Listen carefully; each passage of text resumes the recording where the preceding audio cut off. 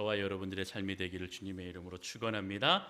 우리 옆에 분 뒤에 분과 함께 인사 나누시죠. 주의 이름으로 사랑하고 축복합니다. 사랑하고 축복합니다.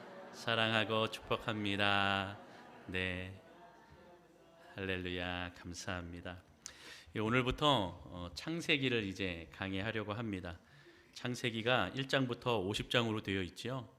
에베소서도 한 1년 넘게 했는데 창세기를 하면 2년을 할라나 3년을 할라나. 오늘 말씀 통해서 우리가 이제 창세기 보면서 하나님께서 우리에게 주시는 놀라운 은혜와 사랑, 예비하신 그 은혜를 함께 맛보기를 소망합니다. 창세기는요, 잘 아시다시피 모세가 지었습니다. 모세가 이제 가나안에 들어가기 전에 모압 평지에서 2년 동안 그렇게 있을 때에 창세기, 출애굽기, 레위기, 민수기, 신명기, 이래서 이 5개의 책을, 성경을 저작하였죠. 그래서 이 창세기, 출애굽기, 레위기, 민수기, 신명기를 모세 오경이라고 하는 것입니다. 그래서 모세 오경, 그렇게 하면 창세기부터 신명기까지 이렇게 말씀하면서 이가 2년에 걸쳐서 이 하나님의 말씀을 기록을 하였던 것입니다. 여러분, 38년 동안 이스라엘은 광야를 이렇게 지내왔습니다. 광야의 생활을 지내면서 힘들고 어려운 삶을 싸웠지요. 광야의 뜨거움을 느끼기도 하였고 갈증을 느끼기도 하였고 또 그 삶 가운데에 전쟁도 일어나기도 하였고 수많은 사람이, 그리고 이제 모압 평지에서 1세대들이 다 이제 그의 인생들을 마감하고 이제 2세대들이 가나안 땅으로 들어가는 그 시점에 모여 있는 것입니다. 그리고 2년여 동안 그들은 거기에 하나님께서 길을 열어주실 때까지 기다리고 또 기다리고 기다리는 상황이었던 것입니다. 이렇게 광야와 같은 세상 속을 걸어가는 이 삶 속에 이 창세기는 무엇을 우리에게 의미하고 있는 것입니까? 38년 동안 또 2년 동안의 기다림 가운데 총 한 40여 년 동안의 그 삶 가운데에 이 이스라엘에게 이 창세기는 무엇을 의미하고 있는 것인가요? 바로 자기들이 광야와 같은 세상을 걸어가고 또 가나안에 들어가기 이전에 왜 우리가 이 자리에 서게 되었고 왜 애굽에서 나오게 되었고 우리가 있는 이 자리, 가나안에 들어가는 의미, 그것이 무엇인가에 대해서 이제 창세기를 통하여서 그들의 질문과 의문을 풀어주는 그런 해답서와 같은 것이 창세기라고 말씀드릴 수가 있습니다. 이와 같이 저와 여러분들의 삶도 광야와 같은 삶일 것입니다. 이 길을 걸어가면서 우리가 가지고 있는 여러 가지 질문들이 여러분들 삶 가운데 있겠지요. 내가 왜 사는 것인가? 나의 삶의 의미는 무엇인가? 내가 예수를 왜 믿고 하나님을 왜 의지해야 하는가? 가나안은 또 무슨 의미인가? 또 이 가나안, 진정한 내가 가야 할 그 가나안은 또 어느 곳인가? 이러한 인간의 질문 가운데 이 광야에서 느끼는 많은 모든 질문의 해답과 그 시작이 이 창세기에부터 시작이 된다는 것을 잊지 마시고 우리가 이 창세기를 묵상하면서 여러분들의 마음속에 있는 광야와 같은 인생의 삶을 살아가면서 생겨나고 의문이 드는 그러한 문제와 질문들을 말씀 속에서 해결하는 저와 여러분들이 되기를 소망합니다. 오늘 1절의 말씀에 태초에 이렇게 하면서 태초라는 그 말이 시작이 됩니다. 이것은 천지의 시작, 또한 시간의 출발점, 이것을 의미하고 있습니다. 하나님의 시간은 무한하십니다. 무한한 시간 가운데 계시는 분이 바로 이 모든 것을 지어나가셨습니다. 자, 그러나 인간의 세계는 유한합니다. 정해져 있습니다. 우리가 지금 24시간 이렇게 정해놓고 살아가듯이 인간의 삶은, 그 인간 세계의 시간은 유한한 것입니다. 하나님은 세상을 지으시면서 인간과 온 우주 만물을 그 시간 안에 살도록 이렇게 만드신 것입니다. 여러분, 즉 우리가 지구상에 역사가 시작되었다라고 할 때에 이 역사의 시작은 시간의 시작과 똑같은 것이다라고 말씀드릴 수가 있는 것입니다. 이것은 무엇을 의미합니까? 하나님께서 시간의 주인이시다, 시간의 주인은 하나님이시다라고 하는 것을 선포하고 있는 것입니다. 태초에, 이것은 이 모든 시간의 주인은 하나님이시다. 이것을 지으신 분도 만드신 분도 너희에게 허락하신 분도 하나님이시다라는 것을 선포하는 것입니다. 그래서 우리는 하나님의 시간을 사실 빌려 쓰는 사람들입니다. 우리는 하나님의 시간을 빌려 쓰고 있는 것입니다. 그래서 시간을 함부로 허비하지 말라고 말씀하는 겁니다. 에베소서 5장 11, 16절에 보면 세월을 아끼라라고 말하고 있지 않습니까? 세월의 주인이 하나님이시기 때문입니다. 여러분, 이 세월을 낭비하는 것은 시간의 주권자이신 그 하나님을 무시하는 태도다라고 말씀드려도 과언이 아닙니다. 예수님의 생애를 보십시오. 33년 동안 그는 밀도 있는 삶을 살았습니다. 특별히 공생의 3년 반 시간 동안에 1초도 그는 낭비하지 않고 예수님께서 그 하나님의 뜻 가운데에 살기 위해서 무진 애를 쓰셨습니다. 아주 모든 것을 다 자기의 인생에 모든 것을 갈아 넣으시며 그는 그 시간들 한 시간 한 시간 1초 1초를 아껴서 정말로 자기에게 주어진 그 모든 사명을 감당하시기 위해서 사용하시고 모든 시간에 집중하셨다라고 말씀을 드릴 수가 있는 것이죠. 여러분, 예수님의 이 공생의 생활을 보면서 인간이 시간을 어떻게 써야 하는구나, 어떻게 관리해야 되는구나, 마치 예수님의 이 생애는 우리에게 시간 관리에 대한 그 교과서와 같은 그 삶을 사셨다라고 말씀을 드릴 수가 있는 것이죠. 또한 하나님은 천지를 창조하시면서 그냥 방치하신 것이 아닙니다. 직접 온 세상을 통치하셨다라고 말씀하고 있는 것입니다. 오늘 2절에 보면 하나님의 영이 수면에 운행하셨다라고 말하고 있죠. 운행하신 것입니다. 모든 것을 통치하셨다라고 말해주고 있는 것입니다. 그 태초의 시간이 지금까지 이렇게 오면서 그분의 손길, 그분의 역사, 그분의 모든 것이 속속들이 역사하심이 모든 세상의 모든 삶 가운데에 모든 시간 가운데에 태초부터 지금까지 이끌어 오셨음을 우리는 보아야 하는 것입니다. 여러분, 세상의 주관자이신 이 주님이 시간의 주관자, 역사의 주관자라는 그 사실은 모든 사람들이 이 예수님의 탄생을 기준으로 하여서 BC와 AD로 나누면 이것으로 나누면서 모든 것이 하나님의 손에 의해서 움직이는 역사다라고 고백하는 것입니다.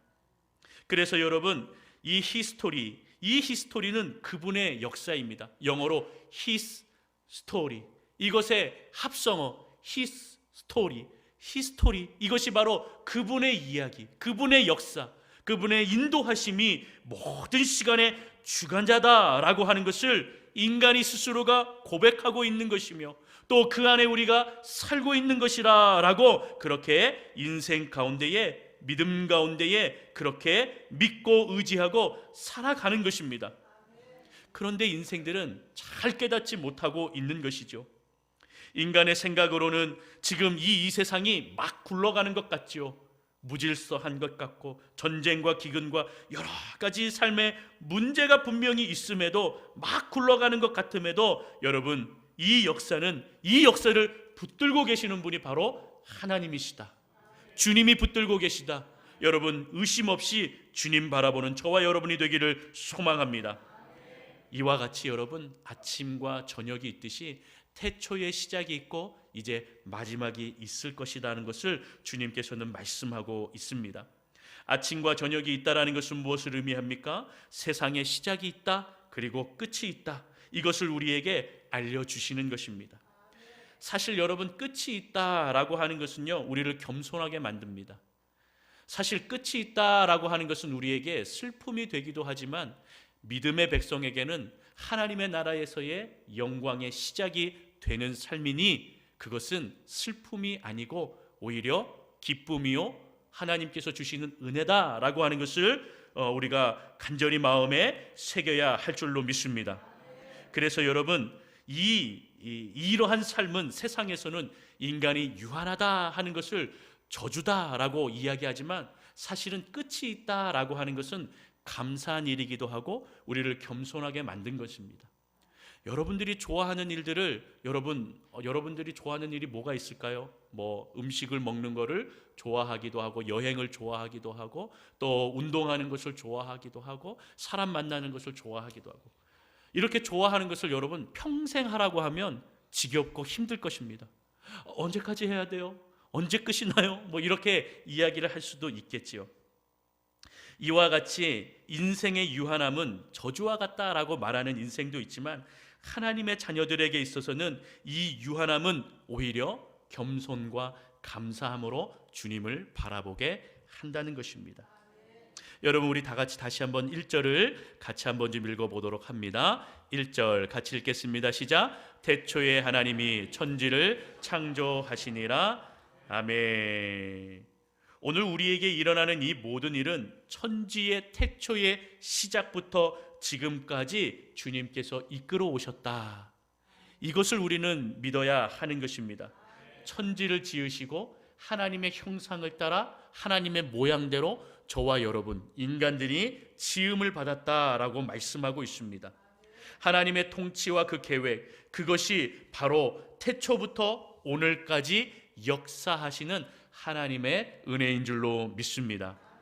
자, 그런데 인간이 타락하였습니다. 아담과 하와가 타락하여 죄가 온 인류 안에 들어오게 되었습니다. 그로 말미암아 하나님과 영원히 살 수 있었던 그 은혜가 이제 단절이 되었던 것입니다.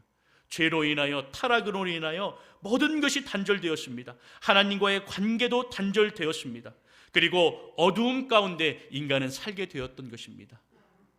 태초에 처음부터 첫 번째 살인은 바로 그의 자녀 가인이 아벨 형제를 죽임으로 하여서 그 죄의 결과가 일어나게 된 것입니다. 여러분, 이 삶에 하나님께서는 늘 영원히 하나님의 자녀들과 함께 사는 것을 꿈꾸며 살아왔지만, 우리 인간은 그 모든 하나님의 계획에 벗어나 어떠한 삶을 살았습니까? 단절된 삶, 그 단절된 삶의 어두움 가운데 거하여 죄의 그 난무한 무질서 가운데, 혼돈 가운데에 살아가게 되었다라는 것입니다. 그러나 하나님께서는 인간을 사랑하시어 이 인간을 구원하실 계획을 예수 그리스도, 당신의 아들 독생자 예수를 우리에게 보내주심으로 다시금 하나님의 나라의 백성으로 우리를 회복시키시고, 믿음으로 가는 자들을 통하여, 십자가의 은혜를 믿음으로 주 앞에 서는 자들을 통하여 다시 창조의 목적, 구원의 계획 가운데에 저와 여러분들을 하나님의 자녀로, 천국의 백성으로 삼으시고 인도하실 줄로 믿습니다. 그러니 여러분, 이 모든 것이 인간의 힘으로 가능한 것입니까? 절대 아닙니다. 인간의 힘으로 할 수 없는 것입니다. 하나님의 계획과 하나님의 능력인 줄로 믿습니다. 지금 이 인간이 하는 창조, 우리는 뭐 사람들이 창조한다라고 하지요. 또 개놈 프로젝트를 하면서 뭐 사람들 이렇게 복제를 한다 하지요. 과학과 기술을 통하여 많은 것들을 발전한다, 창조한다 하지요. 그러나 사실 이것은 새로운 것이 아닙니다. 무에서 유를 창조하는 것이 새로운 창조라고 한다면, 우리 인간이 하는 창조는 바로 유에서 유, 있는 것에서 있는 것을 창조해 나간다라고 해도 과언이 아닙니다. 아무리 인간이 무에서 유를 창조하려고 노력하고 또 연구해 보아도 그것은 할 수 없는 것입니다. 이미 하나님께서 다 창조하셨고, 인간은 그 하나님이 창조한 있는 것에서 또한 있는 것을 새롭게 발견하고 새롭게 만들어 나간다 하는 것이 바로 옳은 해석이라는 것입니다. 여러분, 따라서 우리가 이 창세기를 묵상하면서 하나님이 얼마나 크신 분인가, 하나님이 얼마나 대단한 분이신가, 하나님의 그 천지 창조의 능력은 우리 인간을 겸손하게 만들 뿐만 아니라 하나님만이 우리의 주인이시다 하는 것을 바라보게 하는 역사인 줄로 믿습니다. 이 과학을 통해서요, 우리가 사람이 좋아질 수는 있지만 창조되고 새로워질 수는 없는 것입니다. 오히려 여러분, 과학이 이 세상을 짓밟고 더 오염시키는 것입니다. 새롭게 발전되는 그러한 모습이 있으면 또 다른 곳에는 무너짐이 있는 것입니다. 이 과학이라는 것이 명암이 뚜렷한 겁니다. 사람이 살아가는 데에 유익을 준다 하지만 그 뒤면에는 많은 것들의 어려움이 있습니다. 환경을 파괴합니다. 또 여러 가지 상황 가운데 전쟁과 또 무기를 개발하면서 이 명암이 뚜렷하게 나타납니다. 이것이 구분되는 것이 인간들이 만들어 놓은 창조의 모습이라는 것입니다. 그런데 하나님의 창조는 명암이 없습니다. 모든 것이 완벽하고 모든 것이 온전하였던 것입니다. 하나님께서 지으신 온 세계는 모든 것이 완벽했습니다. 하나님이 보시기에 좋고 하나님이 보시기에 마음에 만족할 정도로 모든 것이 완벽한 나라가 바로 하나님께서 지으신 나라였다 하는 것을 우리는 믿어야 하고 우리는 그렇게 바라보는 것입니다. 여러분, 그러한 인생의 모습이었는데 죄와 그 타락의 모습으로 인하여 모든 것이 단절되었고 어둠 가운데 살아가는 인생이 되었다라는 것입니다. 그러기에 주님을 바라보고 주님을 믿는 것은 진정한 나의 모습이 회복이 되는 것이며, 바로 진정한 회복이 하나님의 섭리, 통치를 인정하며 주님께로 나아가는 인생이며 믿음이라는 것을 믿으시는 저와 여러분이 되기를 소망합니다. 그래서 여러분, 창세기를 묵상하는 이유는 바로 우리의 인생의 주관자가 하나님이시다, 우리의 인생의 진정한 회복이 하나님을 통해서 이루어지는 것인 것을 깨닫고 발견하는 저와 여러분이 되기를 소망합니다. 그래서 여러분, 인생의 주인이 내가 아닌 것입니다. 인생의 주인은 하나님이신 것입니다. 하나님을 의지하고 나아갈 때 진정한 회복이 일어날 줄로 믿습니다. 진정한 회복과 은혜를 맛보는 저와 여러분이 되기를 소망합니다. 그렇다면 여러분, 이 진정한 회복의 은혜를 어떻게 맛볼 수 있겠습니까? 주의 뜻에 순종해야 됩니다. 주의 뜻에 우리가 충성한다고 말하고 있습니다. 그것을 어떻게 해요? 어떻게 내가 그 사명을 감당하고 어떻게 내가 주님 그 뜻 안에 거할 수 있겠습니까? 먼저는 말씀 앞에 나아가는 것이고, 두 번째로는 주님 앞에 간절한 마음으로 기도하는 것입니다. 말씀과 기도의 균형이 잘 이루어져야 됩니다. 여러분, 말씀은 보지 아니하고 기도만 한다? 반대로 기도만 하면서 말씀만 보고 기도는 하지 않는다? 이것은 불균형의 모습입니다. 불균형적으로 우리가 음식을 섭취하면 몸이 좀 잘못되듯이 똑같은 것입니다. 말씀과 기도의 균형을 이루면서 나의 인생의 주인이신 그 하나님, 말씀을 통하여 그 하나님의 뜻과 구원의 계획과 또 기도를 통하여 하나님, 내가 이 하나님의 말씀을 잘 실천하고 잘 행하며 충성하며 나아갈 수 있는 믿음의 자녀가 되게 해달라고 기도하며 주님 앞에 나아가시는 저와 여러분이 되어야 될 줄로 믿습니다. 나의 힘을 빼고 창조주 하나님의 위대하심에 나를 맡기고 의뢰한다라는 것입니다. 그러할 때에 우리는 참된 신앙인, 참된 천국인이 될 줄로 믿습니다. 여러분, 그리하여서 우리의 인생의 삶 가운데에 하나님만 바라보고 태초에 하나님께서 천지를 창조하신 그분이 나의 주인이시요 나의 하나님이심을 고백하는 저와 여러분이 되기를 소망합니다. 두 번째로는요, 우리 2절인데요 2절을 같이 함께 읽어보겠습니다. 2절 시작. 땅이 혼돈하고 공허하며 흑암이 깊음 위에 있고 하나님의 영은 수면 위에 운행하시니라. 아멘. 여러분, 흑암이라는 것은요, 무질서의 상태를 이야기합니다. 어떤 가치라고는 찾아볼 수 없는 어두움, 그 자체를 의미합니다. 아주 캄캄한 것입니다. 빛도 없이 한 치 앞도 갈 수 없는 그 암흑을 이야기하는 것입니다. 그런데 그 암흑이 여러분 깊음 위에 있다 이렇게 이야기합니다. 이 깊음 위에 있다라고 하는 것은 무엇입니까? 거대한 물결이 소용돌이 치는 것과 똑같은 것입니다. 어두운데 그 어둠이 또한 소용돌이 치는 것은 어떠한 어둠입니까? 상상도 할 수 없는 것입니다. 여러분, 그러한 어두움 가운데에 온 세상이 있었다라는 겁니다. 온 세상이 그러한 어둠 가운데 있었다라는 것입니다. 땅이 혼돈하고 공허하며 흑암이 깊음 위에, 흑암이 소용돌이 치는 그 상태가 바로 하나님 전의 모습이라는 겁니다.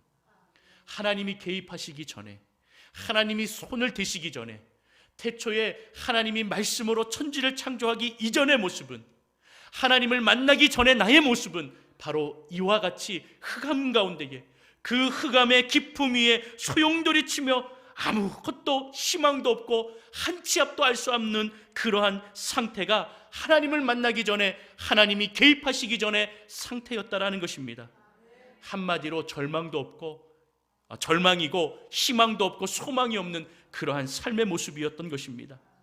여러분, 우리가 절망 가운데, 낙심 가운데 가면 앞이 캄캄하다는 말을 쓰지 않습니까? 혼란스럽다는 말을 쓰지 않습니까? 바로 이와 같이 절망 가운데 살아가면 인생의 모든 것이 캄캄하게 되는 것입니다. 한 치 앞도 갈 수 없는 것이고 혼란 그 자체라고 말씀을 하는 것입니다.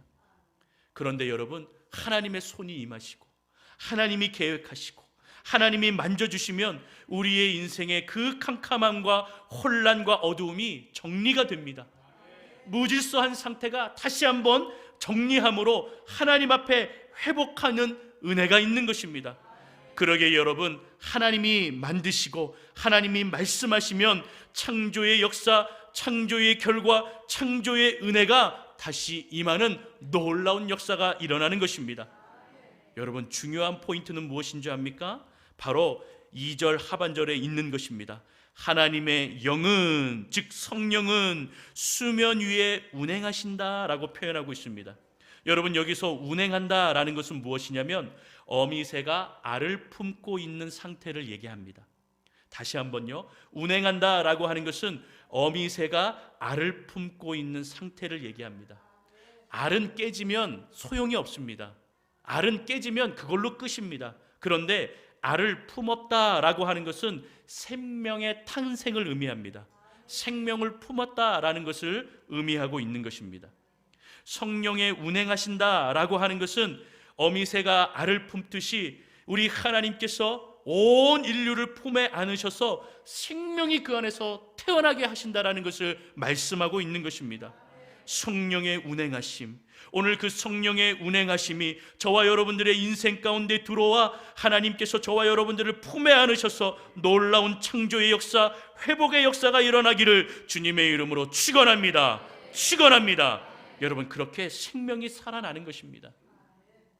여러분, 여기에 자녀들이 있지만 여러분들 자녀들이 태어날 때에 생각해 보십시오. 우리 할머니, 할아버지 되신 분들도 계시죠? 우리 손주들이 태어났을 때의 상상을 해 보십시오. 생명이 태어났을 때에 모든 근심, 아무것도 생각이 안 납니다. 그냥 그저 아이가 웃고 아이가 행동하는 것에 의하여서 어른들이 그냥 깔깔깔깔 웃기도 하고 그냥 그렇게 계속 보고 싶어, 밖에 나가면 늘 보고 싶어서 아이는 어떤지 뭐 하는지 막 궁금해하는 것이죠. 이만큼 생명이 태어난다라고 하는 것은, 생명이 우리 가정에 있다라고 하는 것은요, 온 가족의 분위기를 바꾸는 것입니다. 여러분, 창조의 능력은 이와 같은 것입니다. 주님께서 창조하시고 생명을 주신다라고 하는 것은요, 이 안에 하나님께서 주시는 모든 기운이, 그 은혜가, 그 회복과 그 창조의 생명의 기운이 우리 안에서 꿈틀꿈틀 일어나고 그 하나님을 바라보면서 우리가 혼돈하며 흑암 가운데 거하는 그 무질서함이 아름다운 생명을 품에 안은 그 어미새와 같이 생명의 빛이 우리 가운데 임하여 주신다 하는 것을 말씀하고 예견하고 알려주시는 것입니다. 사랑하는 성도 여러분, 주님을 모신다라고 하는 것은 우리에게 생명이 임한다라는 것입니다. 성령의 운행하심이 나의 삶 가운데, 나의 마음 가운데, 우리 가정 가운데에, 내가 걸어가는 그 모든 길 가운데에 주님께서 함께 생명으로서 인도하신다라는 것을 의미하는 것입니다.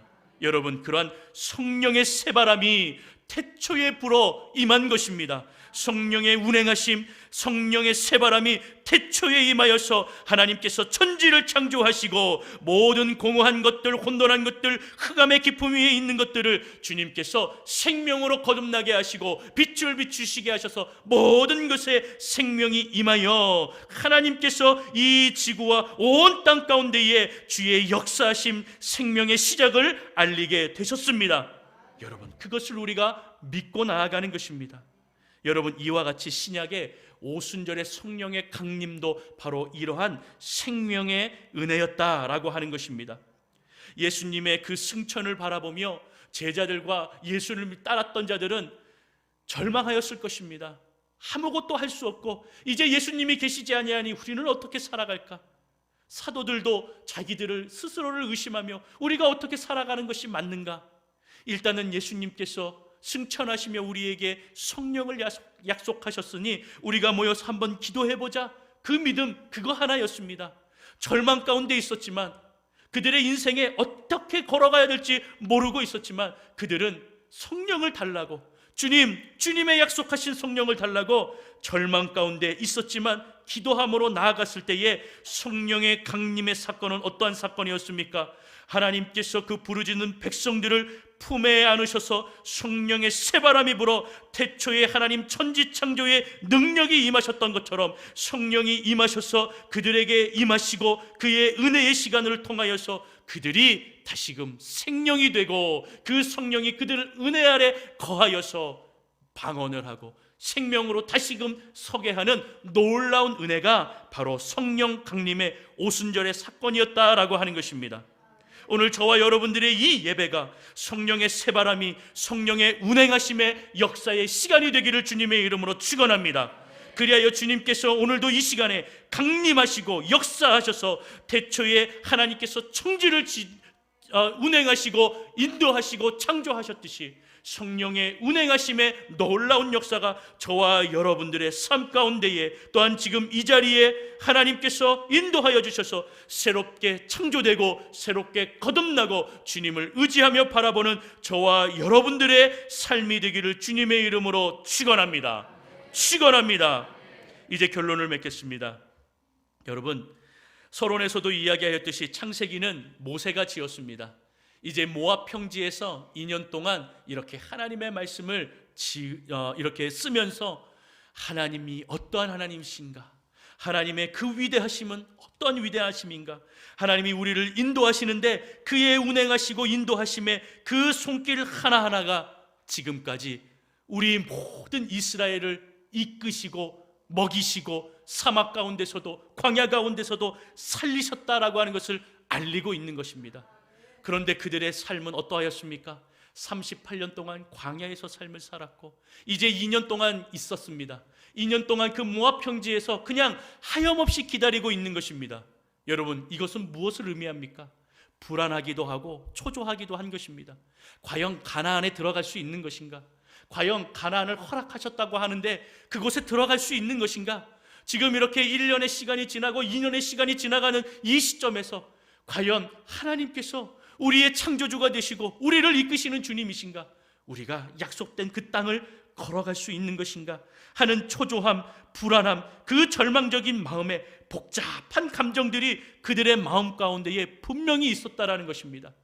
그때에 모세가 이 창세기를 지으며 하나님이 우리를 인도하신다, 하나님의 그 창조의 능력이 지금 우리 삶 가운데 임하여 주셔서 너희를 애굽에서 인도하시고 지금 이 땅 가운데 거하게 하셔서 너희가 절망하며 너희가 광야에서 느끼는 그 패배감, 그 아픈 마음들을 우리 하나님께서 인도하여 주시고 임재하여 주신다면 그 하나님이 하나하나 만져주셔서 다시금 새롭게, 다시금 회복하게 생명의 역사가 일어나도록 우리와 함께 해 주실 것이다. 이것을 믿고 의지하며 이 창세기를 기록하며 성도들에게, 또한 이스라엘 민족에게 그것을 선포하고 있는 것입니다.